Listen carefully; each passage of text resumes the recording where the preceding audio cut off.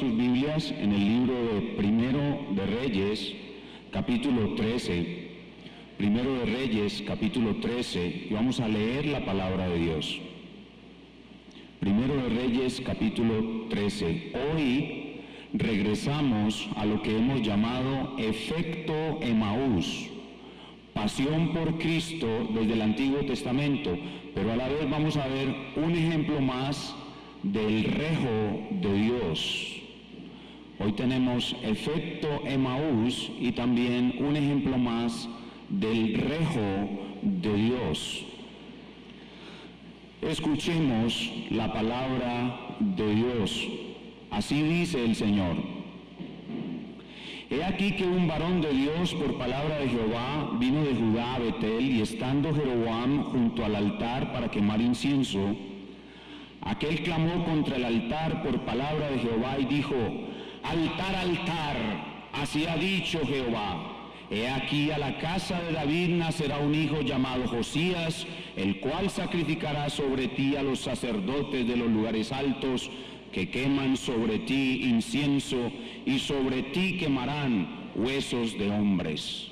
Y aquel mismo día dio una señal diciendo: Esta es la señal de que Jehová ha hablado. He aquí que el altar se quebrará y la ceniza que sobre él está se derramará.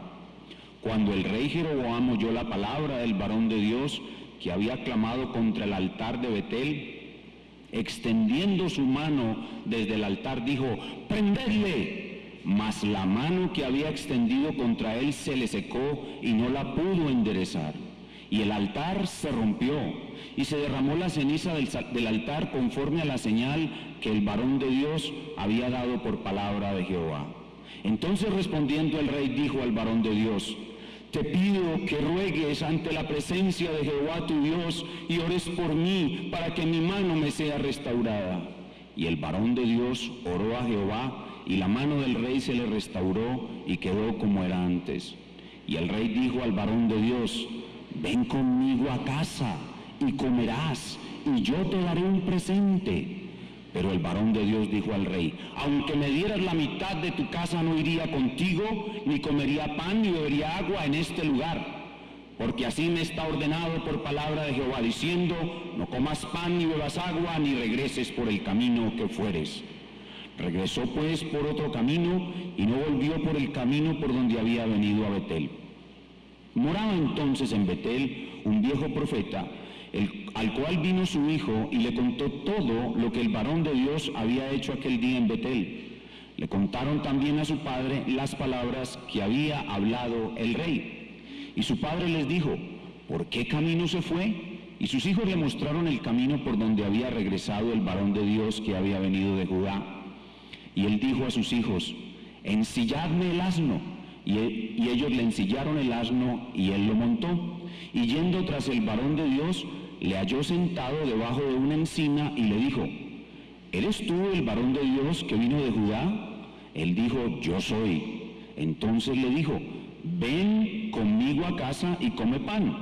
Mas él respondió: No podré volver contigo, ni iré contigo, ni tampoco comeré pan, ni beberé agua contigo en este lugar. Porque por palabra de Dios me ha sido dicho: No comas pan, ni bebas agua allí, ni regreses por el camino por donde fueres. Y el otro le dijo mintiéndole: Yo también soy profeta como tú. Y un ángel me ha hablado por palabra de Jehová diciendo: Tráele contigo a tu casa para que coma pan y beba agua. Entonces volvió con él y comió pan en su casa y bebió agua. Y aconteció que estando ellos en la mesa, vino palabra de Jehová al profeta que le había hecho volver, y clamó al varón de Dios que había venido de Judá diciendo: Así dice Jehová, por cuanto has sido rebelde al mandato de Jehová, y no guardaste el mandato que Jehová tu Dios te había prescrito, sino que volviste y comiste pan y bebiste agua en el lugar donde Jehová te había dicho que no comieses pan ni bebieses agua, no entrará tu cuerpo en el sepulcro de tus padres. Cuando había comido pan y bebido, el que le había hecho volver le ensilló el asno, y yéndose le topó un león en el camino y le mató. Y su cuerpo estaba echado en el camino y el asno junto a él, y el león también junto al cuerpo. Y he aquí unos que pasaban y vieron el cuerpo que estaba echado en el camino y el león que estaba junto al cuerpo, y vinieron y lo dijeron en la ciudad donde el viejo profeta habitaba. Oyéndolo el profeta que le había hecho volver del camino dijo: el varón de Dios es, que fue rebelde al mandato de Jehová, por tanto Jehová le ha entregado al león, que le ha quebrantado y matado, conforme a la palabra de Jehová que él le dijo. Y habló a sus hijos y les dijo: ensilladme un asno. Y ellos se lo ensillaron, y él fue y halló el cuerpo tendido en el camino, y el asno y el león que estaban junto al cuerpo. El león no había comido el cuerpo ni dañado al asno. Entonces tomó el profeta el cuerpo del varón de Dios y lo puso sobre el asno y se lo llevó. Y el profeta viejo vino a la ciudad para endecharle y enterrarle, y puso el cuerpo en su sepulcro y le endecharon diciendo: ¡ay, hermano mío! Y después que lo hubieron enterrado, habló a sus hijos diciendo: cuando yo muera, enterradme en el sepulcro en que está sepultado el varón de Dios, poned mis huesos junto a los suyos, porque sin duda vendrá lo que él dijo a voces por palabra de Jehová contra el altar que está en Betel, y contra todas las casas de los lugares altos que están en las ciudades de Samaria. Con todo esto no se apartó Jeroboam de su mal camino, sino que volvió a ser sacerdote de los lugares altos de entre el pueblo, y a quien quería lo consagraba para que fuese de los sacerdotes de los lugares altos. Y esto fue causa de pecado a la casa de Jeroboam, por lo cual fue cortada y raída de sobre la faz de la tierra. Comencemos poniendo nuestro texto en su contexto. Para poner nuestro texto en su contexto debemos retroceder hasta el pacto davídico. Y del pacto davídico debemos recordar dos cosas. En primer lugar, la promesa en el pacto davídico de que Dios va a enviar un hijo de David que será un rey eterno. Y en segundo lugar, en el mismo pacto davídico aprendimos la unión especial que hay entre el rey y el pueblo. Por esa unión especial que hay entre el rey y el pueblo, del pacto davídico en adelante, toda la atención de los libros está centrada en la obediencia del rey hijo de David. Y por eso cuando vemos el relato de la vida de los reyes, lo primero que vemos al mencionar a un rey, después de decir su nombre y quién era su madre, nos dice si el rey era bueno o malo. Porque toda la atención está centrada en si el rey hizo lo bueno o hizo lo malo, para saber si era el hijo de David que iba a reinar eternamente. Recuerden que la atención ya no estaría más sobre la obediencia del pueblo, sino sobre la obediencia del rey. Entonces, a partir del pacto davídico, el libro de Reyes se centra en el rey, si es bueno o si es malo. Ese es el primer elemento en nuestro contexto. Pero hay un segundo elemento, y es que el reino se dividió después de Salomón. Por la desobediencia de Salomón, el reino se dividió en norte y sur. En el sur estaban los hijos del linaje de David, y en el norte, los reyes del norte no eran linaje de David, y por ende eran hombres malos que hicieron una gran maldad. El primero de esos reyes del norte fue un hombre llamado Jeroboam, y este hombre fue un rey malo, y su maldad se mostró en que él hizo un sistema de adoración a Dios de su propia invención, algo completamente abominable a Dios.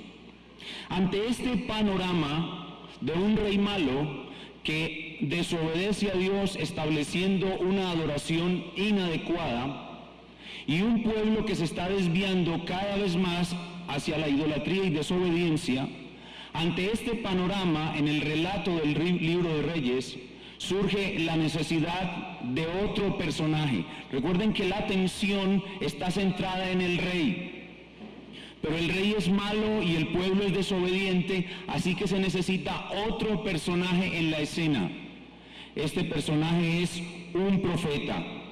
Se necesita un profeta que llame al rey malo y al pueblo malo al arrepentimiento. De aquí en adelante, del pacto davídico en adelante, hay una relación especial entre el rey y el profeta. Ante la presencia de tantos reyes malos y de un pueblo desobediente, el profeta asume un papel protagónico, tanto histórico como tipológico. Y el pasaje que nos corresponde estudiar en el día de hoy es una especie de pasaje de transición hacia el protagonismo de los profetas. Es como si se nos estuviese mostrando que en tales condiciones de depravación del rey y del pueblo, y aún de los profetas, porque en nuestro pasaje vemos que hay dos profetas infieles, se necesita un gran profeta que llame al arrepentimiento y que realice grandes señales y confronte la maldad del rey y el pueblo. Y en nuestro pasaje del día de hoy se nos está diciendo que este profeta anónimo, porque no conocemos siquiera su nombre, no es ese gran profeta. Este no es ese gran profeta que se necesita, porque este es un profeta infiel. Repito, en nuestro pasaje hay dos profetas que son infieles, pero se necesita un gran profeta que sea fiel, que haga grandes señales, que llame al arrepentimiento y que juzgue y ayude a un pueblo y a un rey corruptos a venir al arrepentimiento a fin de esperar juntos la venida de un rey bueno que será un rey eterno descendiente de David. Ese es más o menos el contexto de nuestro pasaje. El tema de nuestro pasaje podríamos entonces resumirlo así: se busca un profeta fiel. Se busca un profeta fiel. Nuestro pasaje muestra la necesidad de un gran profeta. La historia de este profeta, que no fue un gran profeta, porque no fue vigilante hasta el final de su misión y no mortificó la maldad oculta de su corazón, la mundanalidad oculta de su corazón, de tal manera que él cayó y fue infiel. La presencia de esta infidelidad en el profeta de Dios nos muestra la gran necesidad de un gran profeta. Este pasaje nuestro del día de hoy prepara el escenario para la venida de un gran profeta. Y el título que le hemos dado a nuestro mensaje en el día de hoy es este: mejor que nadie sepa mi historia. Mejor que nadie sepa mi historia. Es como si este profeta que fue infiel nos estuviera diciendo: yo no soy ese gran profeta que el pueblo de Israel necesita. Yo caí en pecado, fui infiel, yo no soy ese gran profeta, me avergüenza mucho la forma en que terminé mi carrera, por eso yo quisiera que mejor nadie sepa mi historia. Y para estudiar nuestro pasaje en el día de hoy vamos a dividirlo en tres partes. En primer lugar veremos cómo Dios encarga una misión a su profeta, en los versículos 1 al 6. En segundo lugar veremos cómo Dios permite la tentación a su profeta, versículos 8 al 19.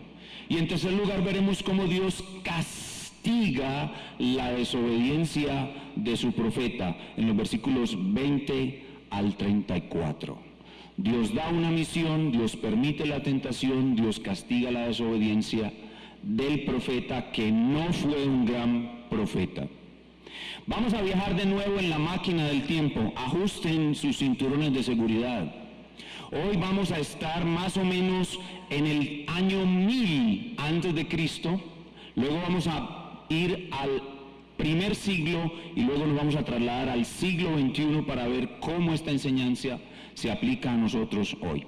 Vamos en primer lugar entonces cómo Dios encarga una misión a su profeta en los versículos 1 y 2. Dice, he aquí que un varón de Dios por palabra de Jehová vino de Judá a Betel, y estando Jeroboam junto al altar para quemar incienso, recuerden que este es un altar falso de una religión autoinventada, aquel profeta clamó contra el altar por palabra de Jehová y dijo, altar, altar. Así ha dicho Jehová, he aquí que a la casa de David nacerá un hijo llamado Josías, el cual sacrificará sobre ti a los sacerdotes de los lugares altos, que queman sobre ti incienso, y sobre ti quemarán huesos de hombres. Noten en primer lugar en estos dos versículos cómo se repite la expresión por palabra de Jehová. Sin duda la palabra de Jehová vino a este profeta y comisionó a este profeta, le dio una misión a este profeta. La misión consistía en ratificar el linaje de David como el linaje escogido. Se hace mención a Josías, hijo de David, un rey bueno, pero no perfecto, que destruiría el altar y mataría a los sacerdotes que ofrecían sacrificios en él. Esto es para, anticipando el juicio de este altar, invitar al rey malo y al pueblo malo al arrepentimiento. Pero la misión no solamente contenía una sentencia de juicio, sino que la misión también tenía una señal, un milagro. Versículo 3. Y aquel mismo día dio una señal diciendo, esta es la señal de que Jehová ha hablado. He aquí que el altar se quebrará y la ceniza que sobre él está se derramará. Entonces la misión tenía un juicio y una señal. La señal, que era una sola, terminó siendo doble debido a la incredulidad de Jeroboam. Cuando Jeroboam escuchó el juicio y la señal, extendió su mano y dijo, prendedle, para que sus soldados capturaran al profeta, y la mano se le secó por completo, le quedó el mero hueso cubierto de piel. Tanto se le secó la mano que no la pudo enderezar, se quedó con la mano así. No podía enderezar la mano, se quedó con la mano así. Entonces él, desesperado, al ver que su mano le quedó así, pues no se arrepintió, pero sintió que eso era un gravísimo problema, tuvo temor de Dios, aunque no se arrepintió, y suplicó al profeta de Dios que orara por él para que la mano se le restaurara. Y este profeta, en un gesto muy noble, oró por el rey malo y la mano le volvió a su lugar. Increíble milagro, ¿no? Y en esta primera etapa vemos cómo este varón de Dios, porque así se describe, este hombre era un verdadero varón de Dios, tuvo mucha valentía, fue un hombre muy valiente, y su misión, su carrera la comenzó supremamente bien, un hombre valiente, fuerte, no le teme a los reyes. Desde que la palabra de Jehová esté con él, no le temo a nada ni a nadie. Valiente, fuerte, un inicio de carrera espectacular. Pero todos debemos pasar por el fuego de la prueba, y eso nos lleva a nuestro segundo punto, y es que Dios permite la tentación a su profeta. Dios permite dos tentaciones a su profeta, una más fácil que la otra. Veamos la primera tentación. Versículo 7. Una vez el rey vio que la mano le había sido restaurada y que él no podía luchar contra la voluntad de Dios, trató de sobornar al profeta. Versículo 7. Y el rey dijo al varón de Dios, ven conmigo a casa. Ahí se siente el siseo de la serpiente cuando saca su lengua.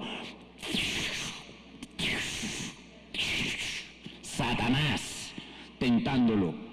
Ven conmigo a casa y comerás y yo te daré un presente. La tentación. Ahí está la primera tentación. Dios permite que el diablo tiente a sus siervos.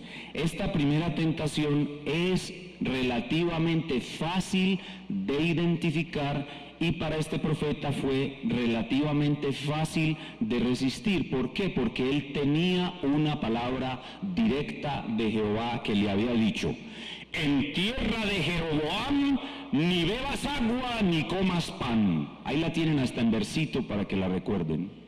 En tierra de Jeroboam ni bebas agua ni comas pan. Entonces esta primera tentación él la resistió fácilmente. Pero Satanás es astuto, muy astuto, y él nos conoce muy bien, tiene miles de años de experiencia, y Satanás sabe que cuando los cristianos tenemos una victoria, nos hinchamos y bajamos la guardia. Cuando tenemos una victoria, nos hinchamos y bajamos la guardia, y lo que hace Satanás es sofisticar la tentación. En vez de alejarse, se detiene un momento para pensar cómo le presento a este varón de Dios una tentación que él no pueda reconocer y no pueda resistir. Y para traer esta tentación, Satanás usa un instrumento suyo, un viejo profeta, un profeta cobarde y mundano, un profeta apóstata, que cuando Jeroboam comenzó a hacer sus abominaciones, en vez de levantarse contra él con valentía para amonestarlo e invitarlo al arrepentimiento, aceptó todo, se quedó callado, vivía muy cómodo, en Israel le iba muy bien, tenía una buena casa, buenos recursos, y mientras él no dijera nada, su vida no corría peligro. Este profeta era un hombre que había apostatado, claudicado, y por eso se convirtió en un instrumento del diablo. Entonces Dios lo usa para tentar al varón de Dios. Escuchen de nuevo el siseo, así se llama el sonido que producen las serpientes, siseo. Escuchen de nuevo el siseo de la serpiente, versículos 18 y 19. Y el otro le dijo mintiéndole: yo también soy profeta como tú, y un ángel me ha hablado por palabra de Jehová diciendo: tráele contigo a tu casa para que coma pan y beba agua. Entonces volvió con él y comió pan en su casa y bebió agua. El profeta anónimo no tuvo discernimiento para resistir esta sofisticada tentación. Una vez él termina su misión en Betel, debía salir corriendo y regresar por otro camino hasta llegar a Judá. La distancia no era muy larga, pero este profeta al parecer tenía sentimientos y deseos ocultos en su corazón de mundanalidad que no había mortificado, y en vez de continuar corriendo hasta llegar a Judá para que no lo alcanzara ninguna tentación y llegar por otro camino, se fue despacio, despacio, y como que se cansó muy rápido de correr y se sentó debajo de un árbol. Estaba perdiendo tiempo valioso porque la tentación venía detrás de él. El viejo profeta venía en un burro, por supuesto lo alcanzó. Así que este profeta no corrió con intensidad, se detuvo y escuchó. Y cuando ese profeta le dijo: yo soy profeta como tú, a él le pareció que era un verdadero profeta. Y cuando le dijo: él también me ha hablado, Dios me ha hablado a mí por un ángel. Él no ejecutó ninguna acción de discernimiento. Ay, hermano mío profeta, por sus frutos los conoceréis. Si Dios te ha hablado, ¿qué haces tú viviendo en Betel? Por sus frutos los conoceréis. Ay, hermano mío profeta, probad los espíritus si son de Dios, Pero este hombre no ejercitó ningún tipo de discernimiento y cayó en desobediencia a la palabra de Jehová. Y Jehová se desagradó de él y le envió el castigo. Y eso nos lleva a nuestro tercer punto. Dios castiga la desobediencia de su profeta.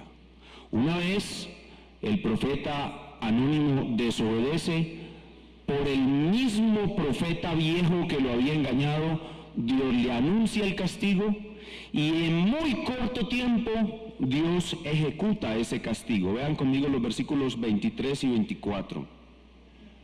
Cuando había comido pan y bebido agua, el que le había hecho volver le ensilló el asno, y yéndose le topó un león en el camino y le mató.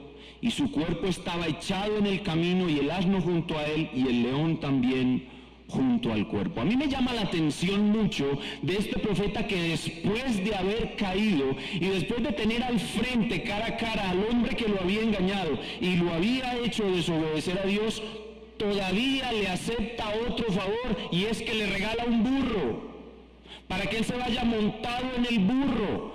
Este hombre realmente no parecía arrepentido ni muy entristecido por haber desobedecido a Jehová. Jehová no se agradó de él, y al poco tiempo de haberse montado en el burro, Jehová envió un león. El león era un mensajero de venganza de parte de Jehová, no para penalizar a su hijo, porque Dios no penaliza a sus hijos, sino para castigarlo con su amor, su rejo. Y el león lo mata, no se come el cuerpo ni se come el burro. Y el burro no le tiene miedo al león. Extrañamente el burro se pone tal vez a comer pasto, el león se queda cuidando el cuerpo. Entonces la gente empieza a pasar y ven esa tremenda imagen. Es una imagen tremenda.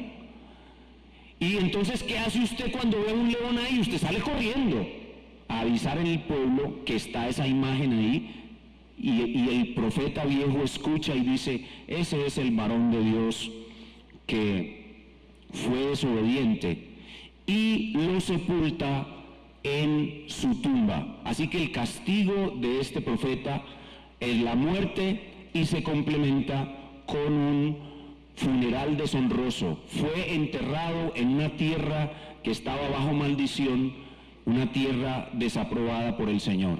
Y ese fue el castigo que el Señor nuestro Dios le dio. Y todo esto, tanto el castigo como el del profeta, la señal de la mano seca, como la señal del altar que se partió, eran con el propósito de que el rey se arrepintiera. Recuerden que la obediencia no está centrada en el pueblo, sino en el rey.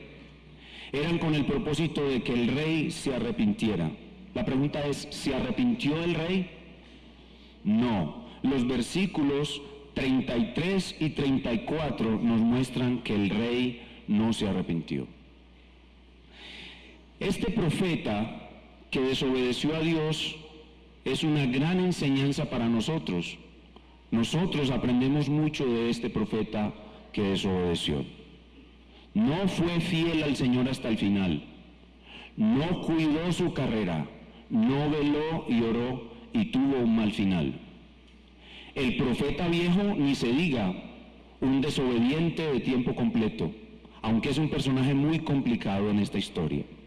Y el rey tampoco obedeció al Señor. ¿Qué tenemos aquí entonces? Desobediencia, desobediencia, desobediencia, infidelidad, infidelidad, infidelidad. ¿Qué nos está clamando entonces este pasaje? Este pasaje nos clama diciendo: se necesita un profeta que sea fiel. Y ahí es donde nosotros debemos hacer la pregunta: ¿dónde está Cristo en nuestro pasaje? Puesto que los reyes malos generan un gran vacío de un rey bueno, y aún los profetas son infieles, este pasaje nos muestra que se necesita un profeta que sea fiel, que haga grandes señales y que llame al pueblo de Dios al arrepentimiento y resista todas las tentaciones de Satanás, aún las más sofisticadas. Y ese profeta va a aparecer en la escena. Van a aparecer dos profetas en la escena, que son Elías y Eliseo. Pero aún Elías y Eliseo como profetas lo que van a seguir haciendo es construir la historia de un profeta mayor, de un profeta más grande, que hará las más grandes señales, que llamará a su pueblo al arrepentimiento, que resistirá las más grandes tentaciones. Y ese profeta, y más que profeta, es Cristo Jesús. Cristo Jesús hizo las más grandes señales para que vieran su autenticidad como profeta de Dios. Llamó al arrepentimiento a su pueblo y soportó las más grandes tentaciones. Incluso estando en el desierto con una gran hambre, después de 40 días de no comer, el diablo le dijo: come pan de estas piedras. Y él respondió: no solo de pan vive el hombre, porque en tierra de Jeroboam ni bebas agua ni comas pan. Jesús es el profeta que resistió todas las tentaciones, aún en tentaciones muy difíciles, como el conflicto del apedreamiento de la mujer adúltera, como la cuestión del tributo, pagar o no impuestos al César, como el intrincado acertijo de los saduceos. Todas las más sofisticadas tentaciones de Satanás, Cristo las resistió y salió vencedor. Y toda la obra, toda la misión que su Padre le dio que hiciera, la cumplió con absoluta fidelidad. Cristo es ese profeta fiel que no hay en esta historia. Por eso nosotros debemos alabarle y adorarle, porque contrario a este profeta anónimo, Cristo es el gran profeta eficaz y más que un profeta que recibió, al contrario de este profeta anónimo que recibió castigo, Cristo recibió una gran recompensa. Se le dio un nombre que es sobre todo nombre, para que en el nombre de Cristo el Señor toda rodilla se doble en los cielos y en la tierra, y toda lengua confiese que Jesús es el Señor. Este pasaje genera un hueco que solo Cristo puede llenarlo. Vendrán Elías, vendrá Eliseo, y ellos continuarán construyendo la historia. Elías el profeta restaurador, Elías el profeta de fuego, Eliseo el profeta ayudador, Isaías y Jeremías profeta a las naciones. De aquí en adelante en la historia el Rey eterno será esperado, pero en la historia el Rey esperado compartirá su protagonismo con un gran profeta que vendrá. Y ese profeta se irá construyendo su historia desde Eliseo hasta el último de los profetas, desde Elías hasta el último de los profetas. La figura del profeta irá construyendo la historia de Cristo y nos hablará del gran Rey que será nuestro Dios y Salvador. Ahora ya viajamos en la máquina del tiempo al año 1000 antes de Cristo. Ya acabamos de estar en el siglo I. Y ahora viajemos al siglo XXI y traigamos el pasaje a nuestra realidad hoy y apliquémoslo a nuestras vidas, viendo lo que nos dice nuestro gran profeta Cristo el Señor. En esta historia, en donde vemos a un hombre que fracasó en su misión y que no corrió una buena carrera, las palabras de nuestro Rey y profeta son muy importantes. En Mateo 26:41 nuestro Señor nos dice: velad y orad para que no entréis en tentación.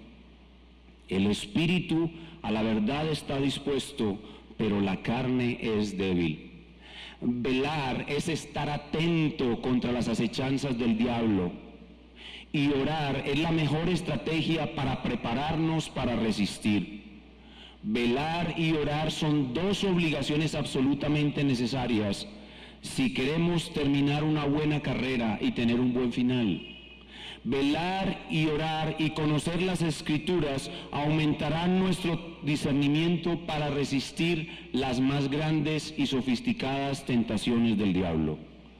Nuestro mismo Salvador, nuestro mismo gran profeta fiel nos dice que debemos ser astutos como serpientes y mansos como paloma.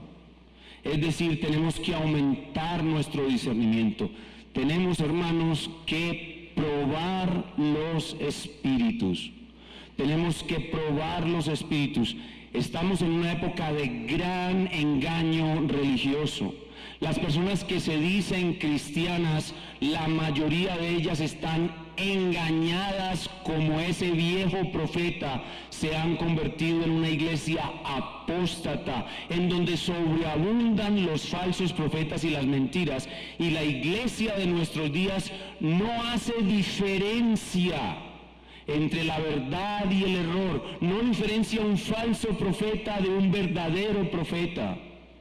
Y aquellas iglesias que apoyan el continuismo.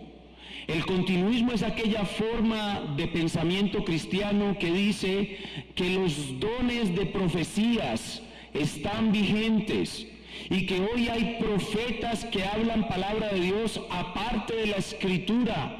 Esas personas están en un grave peligro. Aquellas personas que apoyan el continuismo o promueven el continuismo, que creen que hoy hay profecías, que no creen en la sola Escritura, están en grave peligro, porque vendrán profetas como este profeta viejo con engaños, es más, con grandes señales verdaderas, verdaderos milagros, diciendo que tienen palabra de Jehová, y a muchos engañarán. Estamos en una época de mucho peligro. Y nosotros, al creer en el cesacionismo, los cesacionistas, hemos cerrado la puerta a este posible engaño, porque ahora no hay profecías. Ahora los profetas ya no dicen palabra de Dios directamente, sino que los profetas desde el púlpito leemos, explicamos y aplicamos la palabra de Dios, y esa es la única profecía que Dios da hoy a su pueblo. De manera que las personas que creen en el continuismo y apoyan el continuismo están en un grandísimo peligro. Este pasaje nos advierte que estamos en terreno sólido y seguro cuando pertenecemos a las iglesias de la Reforma que creen en la sola Escritura. Nosotros creemos y creeremos hasta la muerte en la sola Escritura.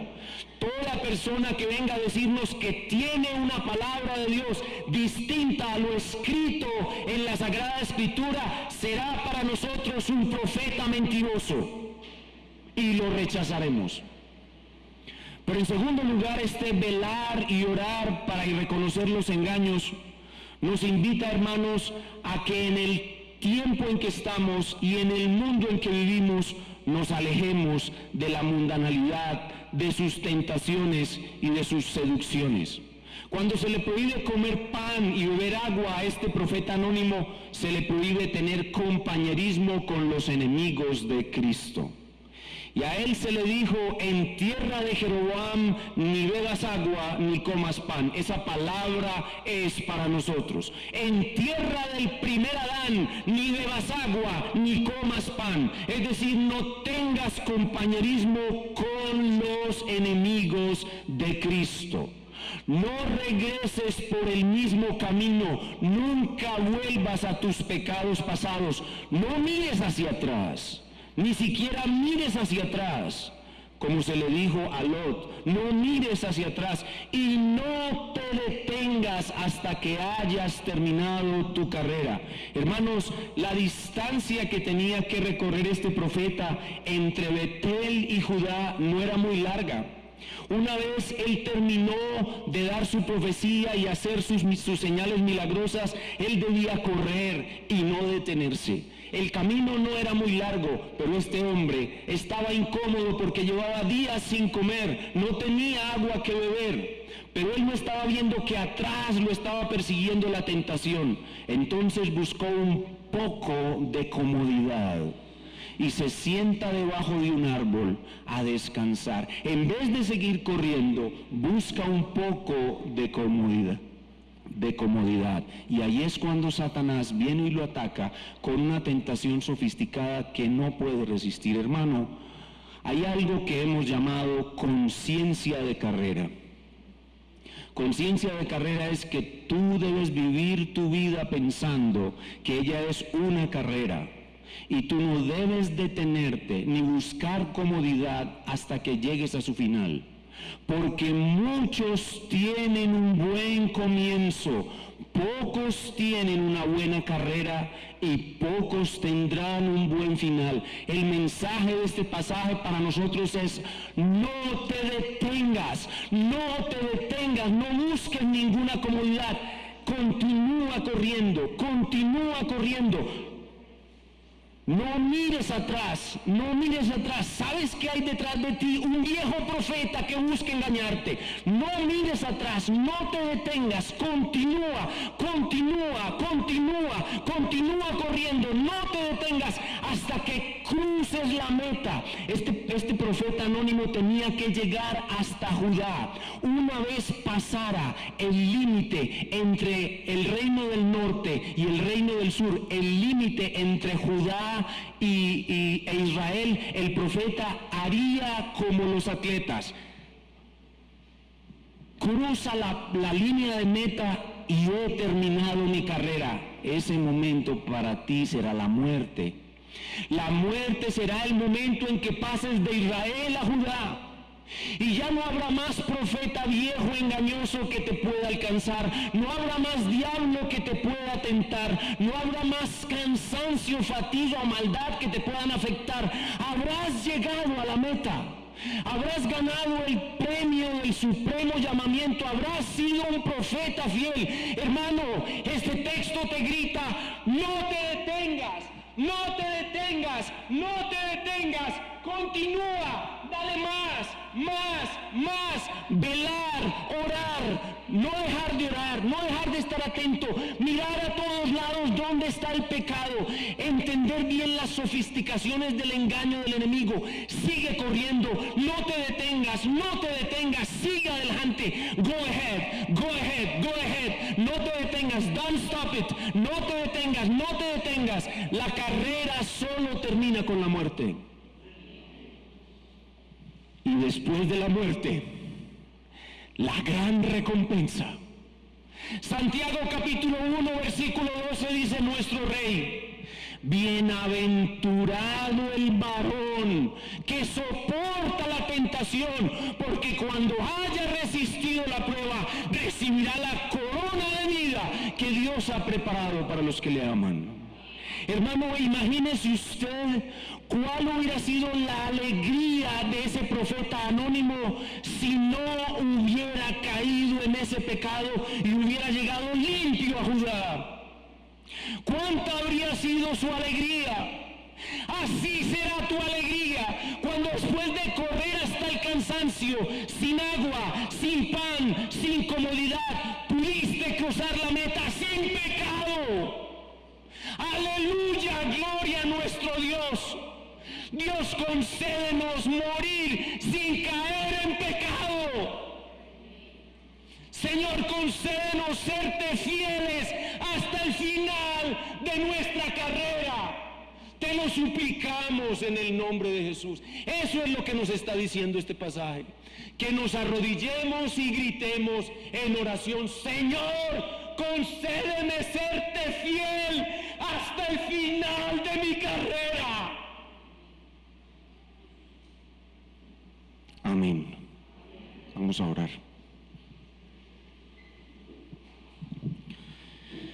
Nuestro Padre Dios,